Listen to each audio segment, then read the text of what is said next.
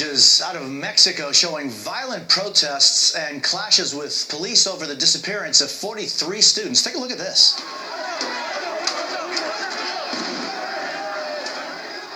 This is happening in Mexico City's main square last night as the outrage continues over the way the Mexican government has handled the apparent massacre of 43 college students. These confrontations came after tens of thousands of people marched peacefully throughout the day. And joining me now from Los Angeles is Telemundo anchor Julio Vaqueiro, who's been keeping a very close watch on this story. Julio, good morning. Good morning, Jose. Thank you for having me. Paint a picture. What is going on and what happened in the Zócalo Capitalino of Mexico last night?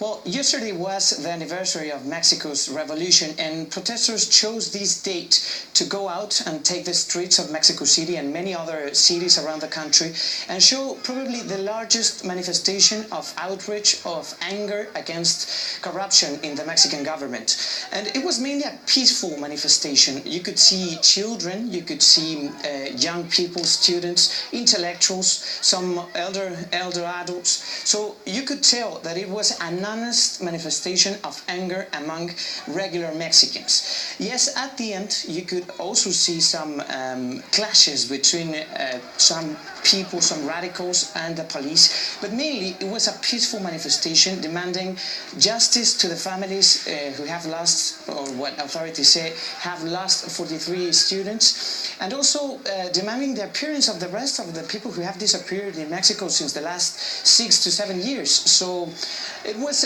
probably a historic day with Mexicans asking for a better country. And Julio, take us back, because you talk about that this was kind of not the first time that kids have disappeared. There are journalists who disappear. There are just ordinary folks who disappear. There's also been a war against the drug cartels for many years. You've covered so much of that when you lived in the Mexican capital.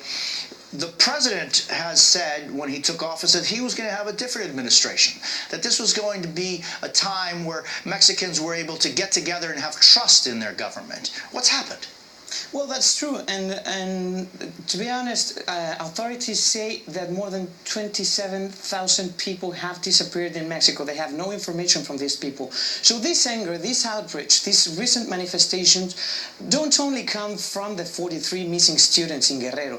They are also the result of the general anger that many Mexicans feel in the country because of what has happened since the war against drugs started.